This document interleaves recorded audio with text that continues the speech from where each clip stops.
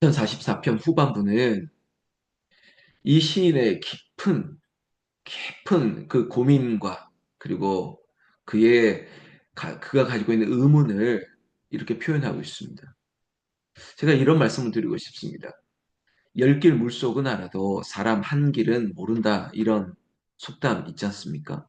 우리가 사람 마음을 어찌 알겠습니까? 어렵죠. 사람 이해하기 참 어렵습니다. 그렇다면 하나님 마음을 여러분 아십니까?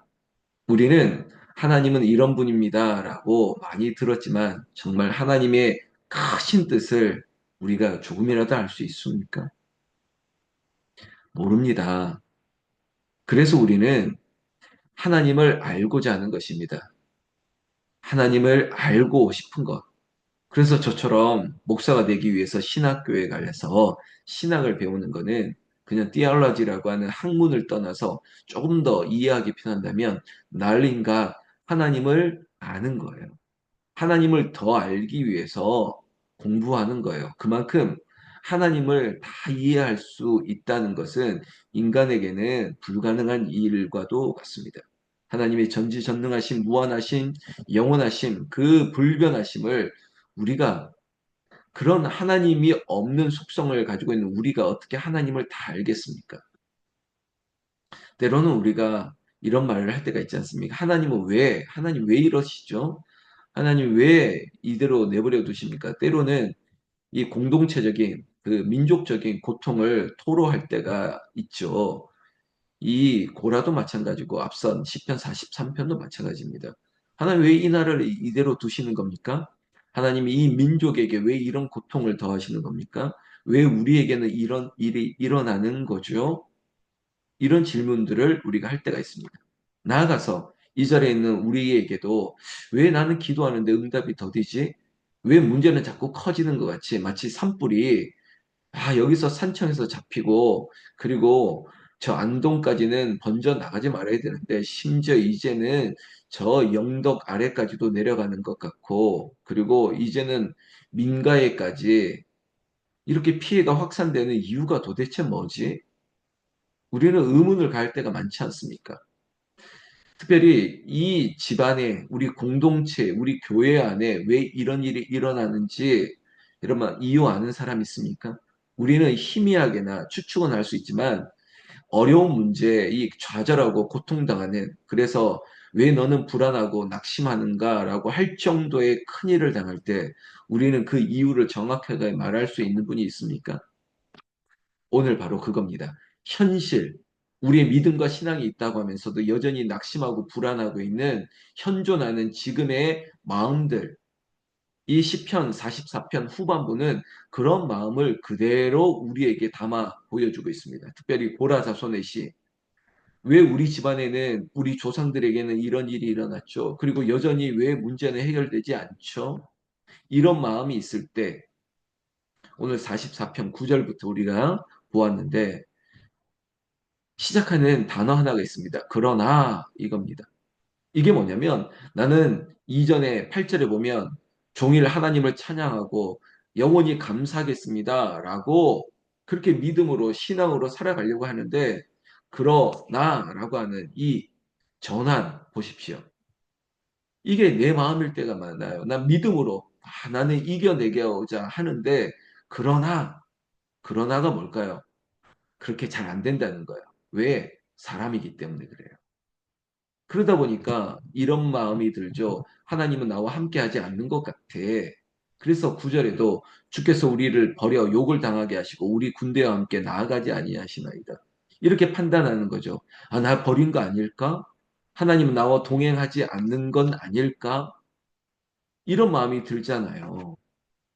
정말 하나님이 나를 버리셨구나. 근데 이거 착각이죠. 하나님 절대 우리를 버리지 않습니다. 우리를 그냥 내버려 두지 않습니다. 어미가 아이를 아는 같이 하나님께서 함께 하신다고요. 그런데 이게 뭐냐? 이 현실과 믿음의 괴리예요. 믿음과 현실의 괴리예요. 믿음으로 산다고 하면서도 현실 앞에 꼬꾸러지는 것이죠. 그러다 보니 오늘 이 시인은 13절, 14절에도 그런 말합니다. 우리로 하여금 이웃에게 욕을 당하고 그리고 우리로 둘러싸고 조소하고 조롱하고 주께서 우리를 묵백성 중에 이야기거리가 되게 하시고 뭐 이런 거죠. 내가 조롱을 당합니다. 내가 조속거리가 되고 웃음거리가 되었습니다. 이런 거예요. 하나님 나를 내버려 두셔서 이렇게 된 거예요. 하나님 우리 교회를 버리셔서 이렇게 된 겁니다. 이 민족을 버리셔서 이런 것 아닙니까? 근데 그게 누가 하신 거냐면 주님께서 그런 거 아니세요. 왜냐하면 9절부터 10절, 11절, 12절, 13절, 14절 이렇게 쭉 보면 공통된 게 있습니다. 뭐냐면 주께서 10절에도 주께서 11절에도 주께서 12절에도 주께서 13절에도 주께서 14절에도 주께서 그러니까 주께서 우리를 버리셨다고 생각하는 거예요. 이거 착각이라고요. 제가 이렇게 좋은 표현이 착각입니다. 정말 나쁜 거죠. 주님이 우리를 버리셨다고요? 내가 믿음 없어 놓고 주께서 나를 내버려 두셨다고요? 주님으로부터 이 일이 일어난 것이라고 생각합니까? 핍박, 내가 모함을 당하고 내가 조롱거리가 된 게. 우리가 때로는 그럴 때가 있지 않습니까? 누가 나에게 이런 판단을 하고 너 이런 사람이야 저런 사람이야 말하는 게 주님이 나를 버리셨나 보다. 심지어 우리는 그러잖아요. 아, 목사님도 나를 버리셨구나. 아, 누구도 나를 배신한 거 아닌가? 라고 하는 의문을 가질 때가 있지 않습니까? 그런데 이 고라 자손은 심지어 주님이 나를 버리셨대요.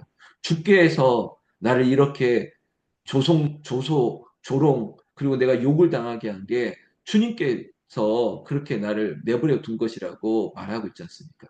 근데 이게 잘못된 게 아니라 이게 우리의 한계라고요. 우리가 그럴 때가 있습니다. 그런데 그럴 때 어떻게 되느냐? 이게 오늘의 교훈이 된다는 거죠. 여러분, 하나님이 침묵하시는 것 같죠? 그러나 절대 그렇지 않습니다. 하나님 나를 떠나신 것 같죠? 그렇지 않습니다. 우리가 이해할 수 없는, 우리는 왜 이런 일이 일어났습니까? 할 때 하나님을 더 깊이 묵상해야 돼요. 아니, 왜 한 달이면 갈 수 있는 길을 내버려 두고 왜 우리를 광야길로 돌려내십니까? 아니, 정말 그렇거든요. 한 달이면 가나안까지 갈 수 있는 길이 있었음에도 불구하고 40년. 왜 그랬을까? 왜 영혼교회는 40년을 이렇게 보내야 됐을까? 가나안의 복을 누리기 위한 하나님의 레슨이라고 생각할 수도 있을 텐데 우리는 그 40년의 세월이 왜 이랬지? 우리는 바보같이 난 참 바보처럼 살았군요. 이렇게 말할 수 있는 이유는 도대체 무엇일까? 어렵죠. 시인을 한번 마음을 한번 보십시오. 15절, 16절에도 내 능욕이 종일 내 앞에 수치가 내 얼굴에 나를 비방하고 욕하는 소리가 원수와 나와 복수자 나를 괴롭힌 사람이 있는데 여전히 그럼 어떻게 하겠느냐? 17절 말씀. 이 모든 일이 우리에게 임하였으나 우리가 주를 잊지 아니하며 주의 언약을 어기지 아니하였나이다. 이거예요. 아무리 저런 나쁜 사람들이 나에게 좀 위협하고 나를 비방하고 욕하고 그런 소리가 있어도 17절 나는 여전히 우리가 주를 잊지 아니하며 주의 언약을 어기지 아니한다며 누가 뭐래도 우리는 주님을 잊어버리거나 주의 말씀을 어기지 말아야 돼요. 야, 너희 하나님이 어디 있느냐? 그냥 하나님을 버려. 어제 산발락과 도비아가 회유합니다. 어? 느헤미야를. 그래도 끄떡 안 하는 거예요. 꿈쩍 안 하는 거예요. 사내립이 와서 야, 너희가 정말 똥을 먹고 너희가 오줌을 먹고 그렇게 살아. 히스기야 말을 믿지만 너희 하나님 없어라고 회유를 해도 꿈쩍하지 않는 거예요. 자, 17절, 18절, 18절에도 우리의 마음은 위축되지 아니하며 위축되지 말라고요. 아무리 그런 소리를 들어도 제가 죄송합니다. 이거 방송용도 아니고 이게 참 은혜스러운 말도 아닌데 위축되지 아니한다는 말을 저는 이렇게 청년들에게나 가끔 어른들에게도 합니다. 쫄지 마시라고요. 뭘 위축되냐고요. 뭘 쪼냐고요. 우리 걸음도 주의 길을 떠나지 아니하였나이다. 내가 믿음으로 한 걸음 한 걸음 한 걸음씩 느림도 하소서 그렇게 나아가면 되는데 뭘 위축되고 정말 사자가 개 앞에서 좁니까? 쫄지 않죠. 위축되지 마라. 쫄지 말아라. 그리고 뭐냐? 그저 하나님이 너와 함께 하니까 그냥 한 걸음 더딘 것 같아도 믿음의 정도를 걸어가라는 거예요. 남이 반칙한다고 나도 반칙한다고요? 그러면 안 됩니다. 우리는 순례자의 길이에요. 성전에 올라가는 노래도 배웠지 않습니까? 존 버년의 존 버년이 썼던 그 순례자의 길을 갈 때 어떻게 갑니까? 똑바로 가는 거예요. 다른 사람은 곁길로 가고 저 담 넘어서 가고 그런 반칙 쓰려 그래도 아니에요. 그 길을 똑바로 가는 겁니다. 이 자리에 있는 여러분들 더디다고요? 아닌 것 같고 틀린 것 같고 야, 저 사람은 저렇게 빨리 가고 저 사람은 나를 저렇게 위협한다고요? 그래도 여전히 나는 하나님을 기억하고 위축되지 아니하고 주의 길을 떠나지 아니하는 그런 담대한 믿음이 있기를 예수님의 이름으로 축원합니다. 그런 거예요. 우리에게 있어서 깜깜한 하늘이 우리를 덮었다. 그래서 우리에게 해가 보이지 않는다? 아니요. 그 잠시 먹구름을 가는 거예요. 하나님이 바람을 확 보내시면 그 먹구름은 사라지고 태양이라는 존재 해는 여전히 있기 때문에 우리에게 비치게 됐다는 것입니다. 어둠 속에서 빛은 존재감을 발휘합니다. 그렇죠. 우리가 빛 대신 주님을 따라가는 거예요. 그리고 짝퉁들이 많아요. 가품들이 많아요. 그런데 진품이 그 가품들 사이에 존재감을 바라는 거예요. 우리는 진짜예요. 진짜 믿음으로 어려운 일을 당해도 우리가 위협을 당해도 우리는 하나님을 기억하고 주를 떠나지 아니하고 위축되지 않은 믿음의 담대함으로 서 있기를 예수님의 이름으로 축원합니다. 여러분, 우리의 상황이 이렇게까지 나아갈 때가 있습니다. 22절에 보면 이런 마음이 있죠. 우리가 종일 주를 위하여 죽임을 당하게 되며 도살할 양같이 여김을 받았나이다. 아주 쉽게 말씀드리면, 아, 죽겠어요. 죽겠어요. 도저히 죽겠어요. 아우, 저 사람 때문에 죽겠어요. 아우, 저것 때문에, 뭐 때문에 죽겠어요. 죽을 것 같다고요? 죽지 않습니다. 절대 그럴 일이 없습니다. 이 나라, 이 민족, 우리 교회에도 죽을 일 없습니다. 말씀으로 여기까지 왔습니다. 아무리 40년의 그 광야의 시간이 어렵다 할지라도 여기까지 살아있다는 게 하나님의 은혜였습니다. 왜? 분명히 이해는 알 수 없는 하나님의 역사를 우리가 답할 수는 없지만 저는 분명히 답할 때가 옵니다. 왜? 이전에도 그렇기 때문에. 이전에도 하나님께서 이러이러한 일들을 하셨던 것처럼 이제 우리는 곧 그것을 볼 거고 우리는 또 그것을 추억하고 회상할 수 있는 아, 하나님이 이래서 이랬구나. 하나님이 이래서 이랬구나. 그걸 우리 교회 위에도 이 나라의 민족, 야, 왜 이 정치는 이렇고, 왜 이 경제는 이렇고, 왜 해피려면 자연재해가 이렇고, 이거 우리가 알 수 없지만 하나님이 그, 그 자리를 떠나지 아니하시고 우리를 불쌍히 여기실 것을 그리고 기도하는 사람 믿음으로 위축되지 아니하고 믿음으로 걸음을 걷고 있는 사람을 위해서라도 하나님께서 크신 일들을 이루실 것을 믿는다는 거예요.